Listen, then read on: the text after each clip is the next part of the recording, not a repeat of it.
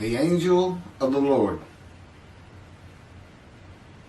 Rashi says in his introduction to Zechariah Chapter One, the prophecy of Zechariah is extremely enigmatic because it contains visions resembling a dream that requires an interpretation.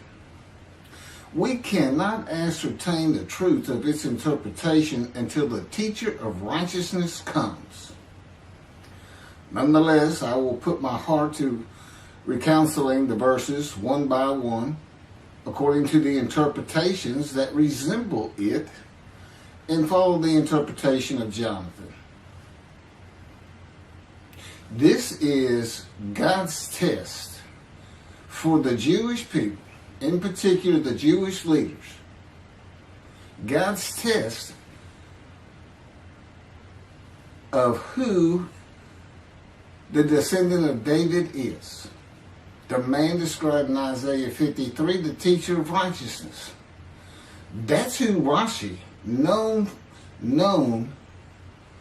as one of the first rabbis to say that Isaiah 53 described the people, the Jewish people, as the patriarch Israel.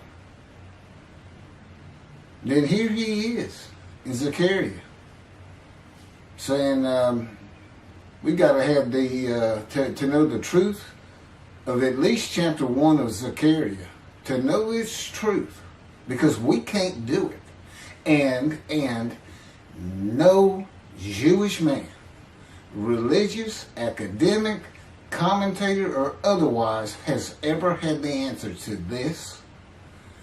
And yet this video is going to give it to you. Why? I'm a teacher of righteousness. This is Zechariah chapter 1, verses 7 through 12. That's the preamble that Rashi leads into before he starts his commentary. And this is in Midrash form. That's where I take parts of a verse and interpret each in individual segments. Verse 7. On the 24th day of the 11th month of the second year of Darius, the month of Shebat, this word of the Lord came to the prophet Zechariah, son of Berechiah, son of Iddo.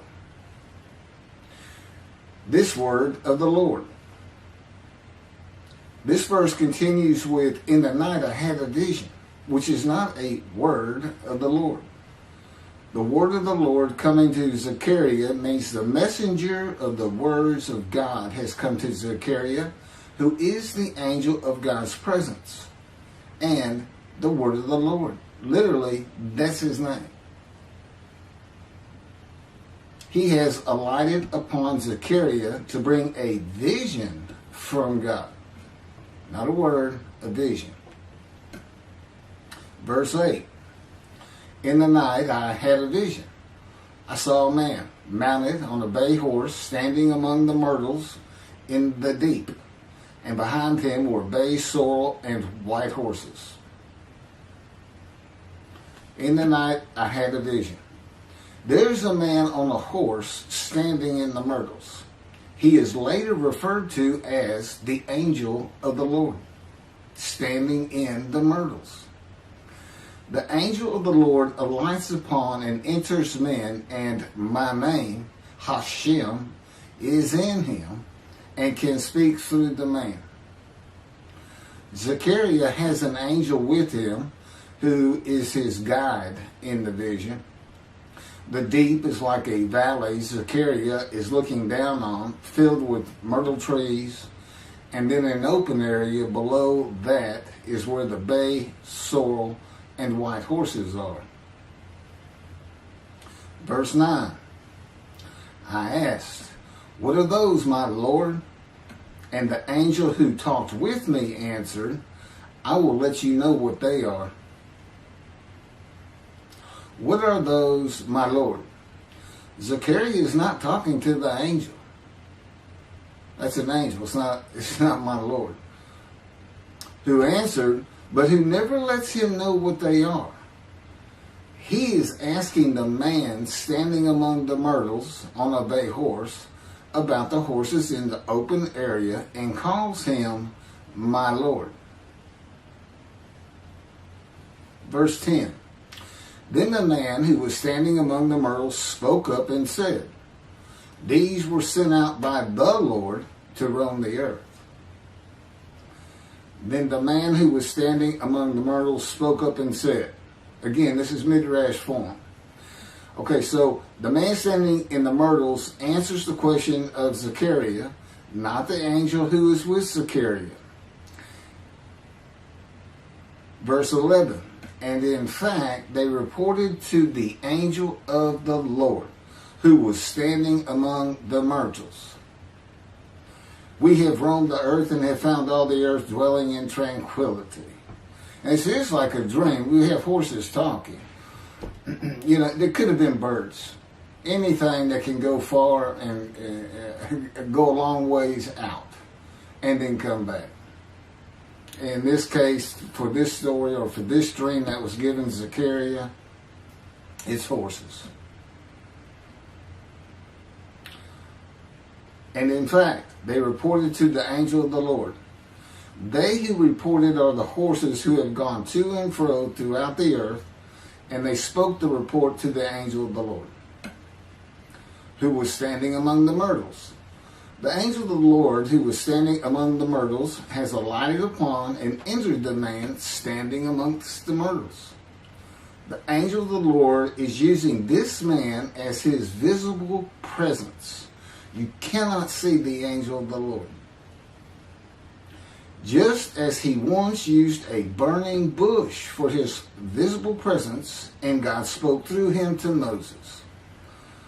Not just as his visible presence, he also used the man to say, these were sent out by the Lord to roam the earth.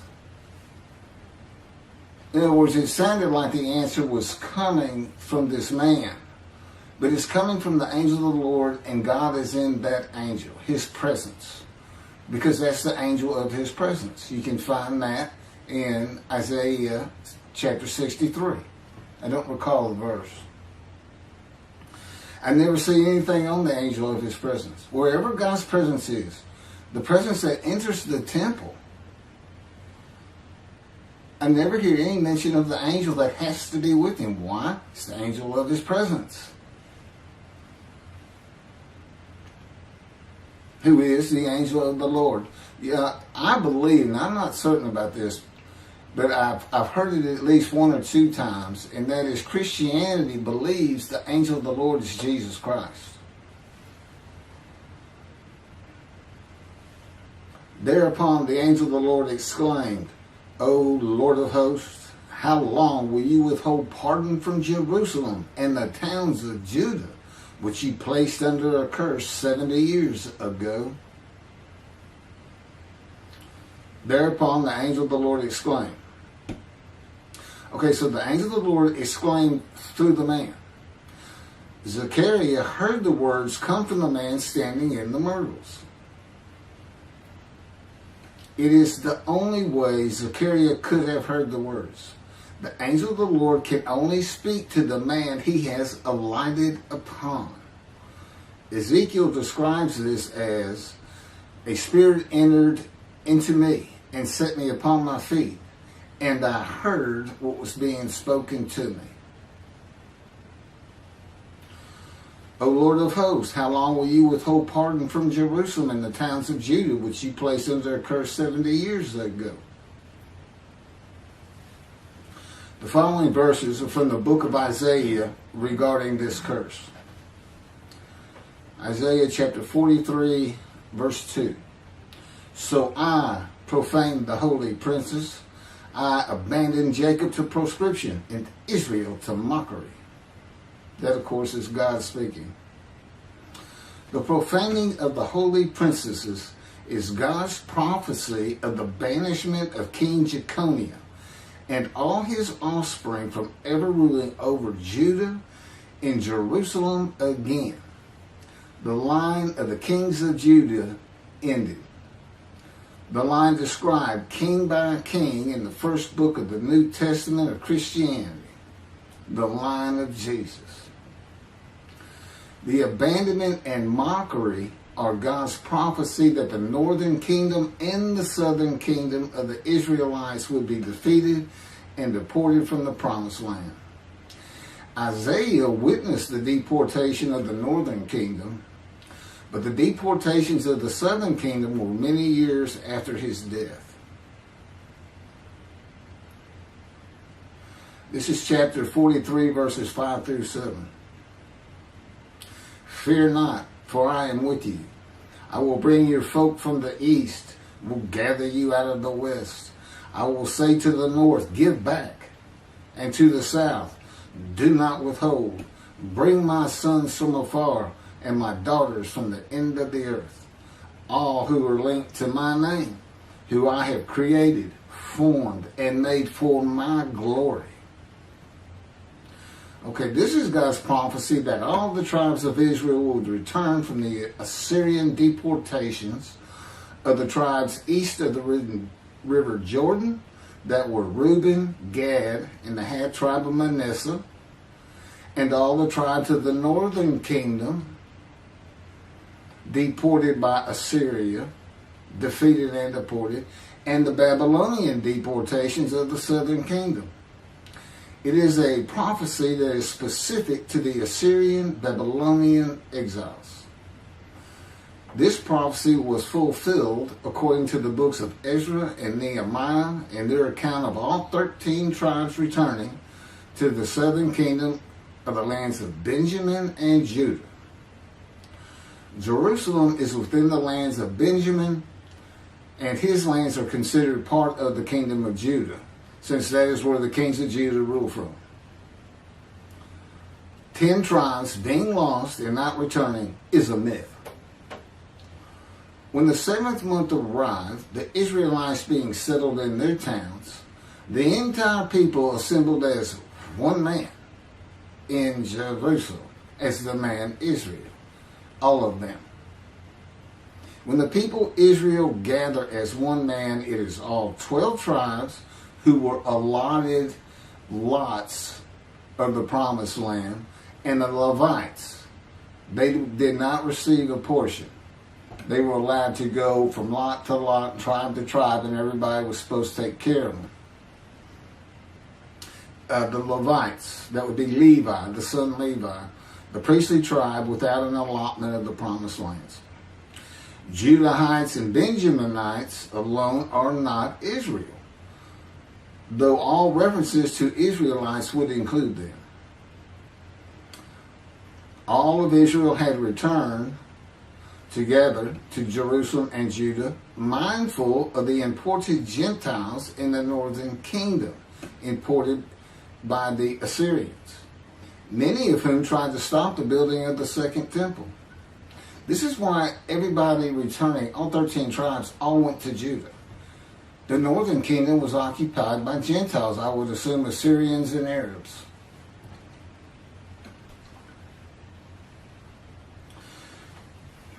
This is 1 Chronicles chapter 9, verses 2 and 3.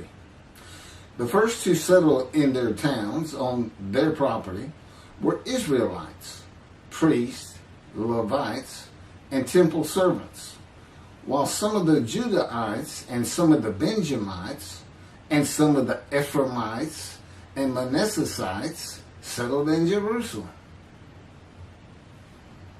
That would be Ephraim and Manasseh.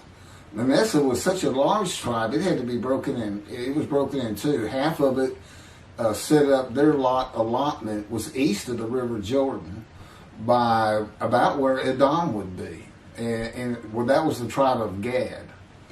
Not Edom, Gilead, where the Tishbite, Elijah, the Gentile, was an inhabitant. Ramoth Gilead.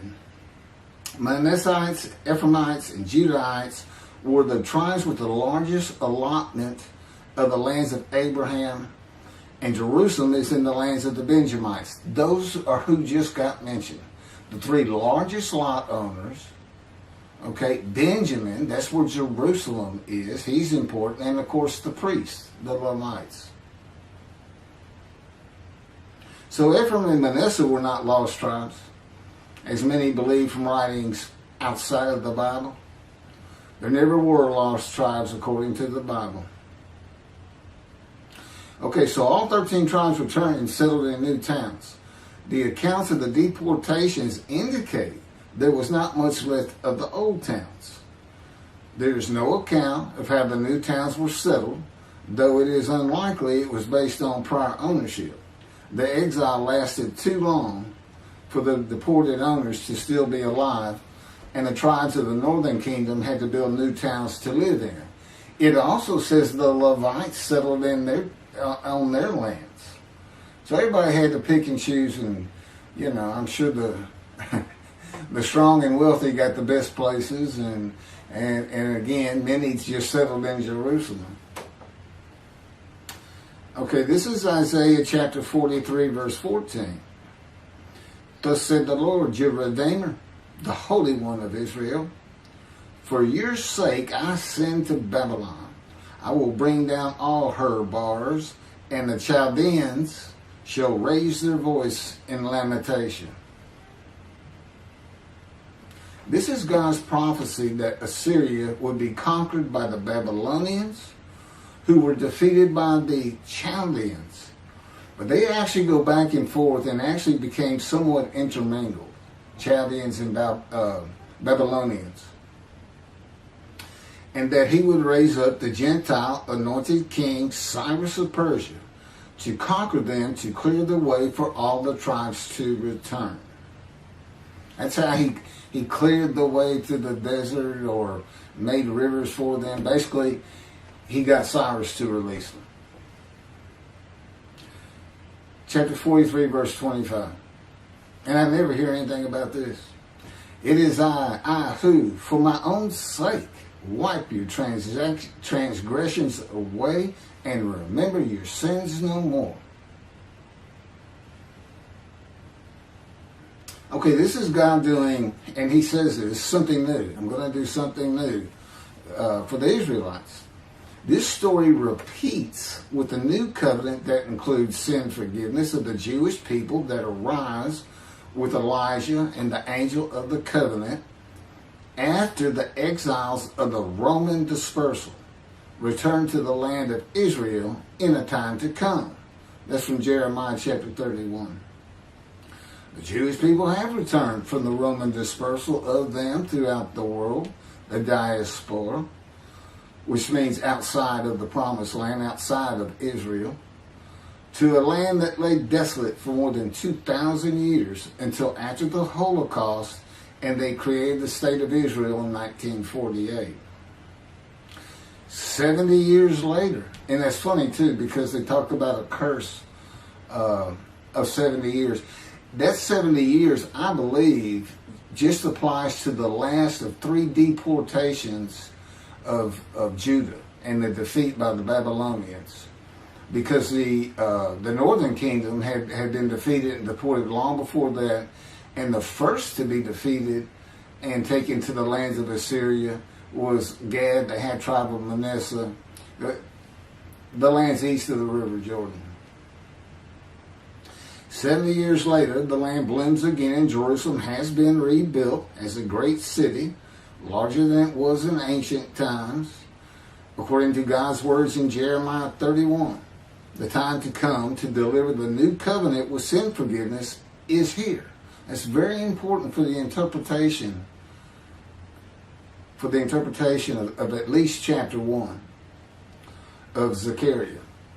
That means the angel of the covenant that you desire of Malachi 3 is on his way, followed by God and the messenger Elijah. And when God's third temple is built, he will return to it suddenly. This is the day of the Lord. That's Malachi chapter 3. Now, Zechariah is in Jerusalem, and the construction on the second temple is about to begin. Isaiah has written God's words of sin forgiveness, which would have removed the curse long before this, when they were returning, when the remnant of the 13 tribes was returning. And the angel of the Lord proclaims, O Lord of hosts, How long will you withhold pardon from Jerusalem and the towns of Judah, which you placed under a curse 70 years ago? Okay, this vision of Zechariah and the words of the angel of the Lord through the man standing in the myrtles regarding the curse 70 years ago is to make Zechariah think and try to understand why the angel of the Lord would say this. From his perspective, the curse was lifted. He was back in Jerusalem with all the tribes preparing to build the second temple. The vision is for Zechariah to find out how and when the curse was lifted. And that's important today, because this is the day of the Lord. The new covenant is here, and this every single Jew throughout the world is forgiven of their sins right now. And that message has been given to me to be delivered. And it's not getting out there. It's just not getting out there. And that's what happened here. Because if you read Ezra and Nehemiah, it's clear they had no idea that their slates had been claimed. And sin and continue. You know, once you know that God has just said, okay, I'm not going to remember any of that. Let's all start fresh. I'm here with the covenant of friendship. Let's everybody start being observant Jews. Okay? Which would include going to Yom Kippur. Having a slate clean does not mean you have a lifetime now of sin forgiveness.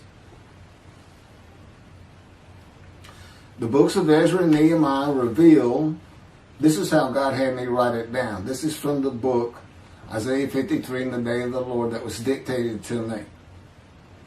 The books of Ezra and Nehemiah reveal that the 13 tribes did not know they had been right. We had to wait for the teacher of righteousness to know. And this is another thing I never see in this Messianic era that is taught, that is coming, is that God is with the descendant of David as he was with Moses. I mean, just right there with him.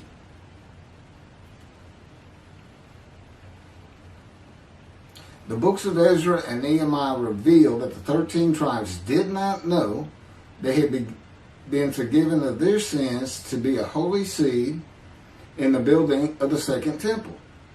If people know they have been forgiven and have a clean slate from past transgressions against God and his laws, they are more likely to stop their sinful ways and abide by his laws in the future. The scroll of Isaiah needs to be found and interpreted by Zechariah and the religious leaders so they will know of God's forgiveness of their sins.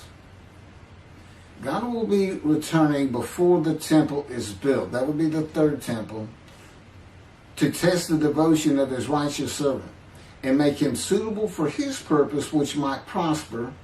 That includes the building of the third temple. This would begin when his spirit alights upon the anointed one, Moshiach. His presence with his righteous servant will be necessary for the temple to be rebuilt. Islam will not freely hand over their third most holy site to Israel and abandon the Dome of the Rock Mosque, a mosque that sits on the Temple Mount purchased by King David for God, the most holy site of the Jewish people. With God is the angel of his presence who is already on the way. You want me to skip that? Okay, this has been covered in other videos more than once.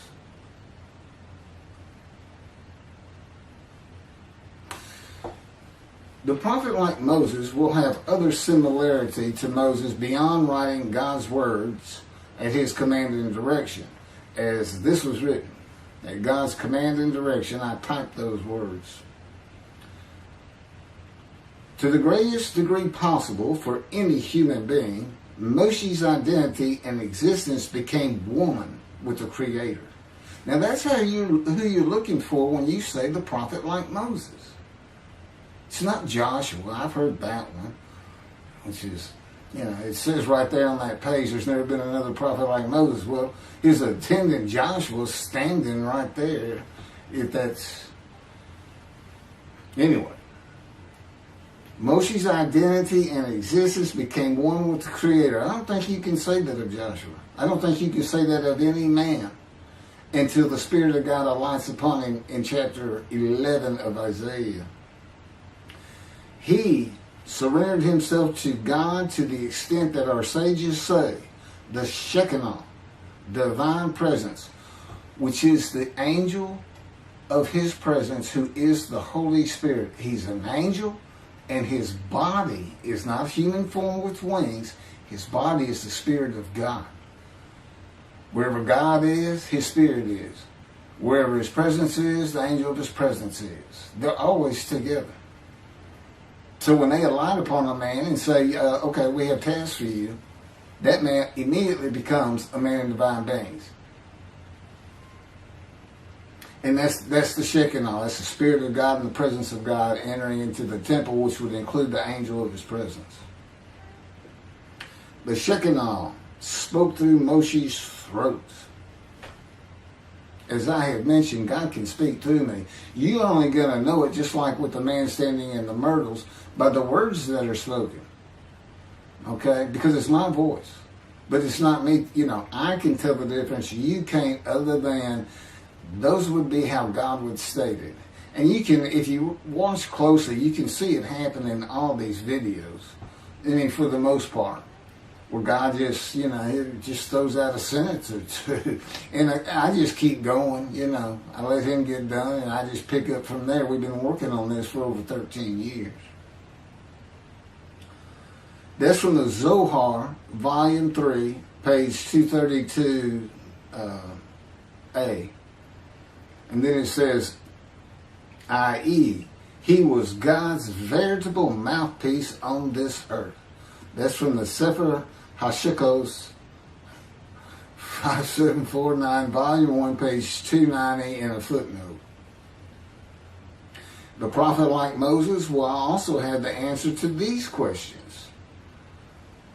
Quote, the great Jewish philosophers try to understand the question of how Moses heard God literally, some insisting that God spoke actual words and Moses heard them with his ears, while others suggest that God's speech was communicated silently to Moses' intellect and only uttered in sound by Moses himself.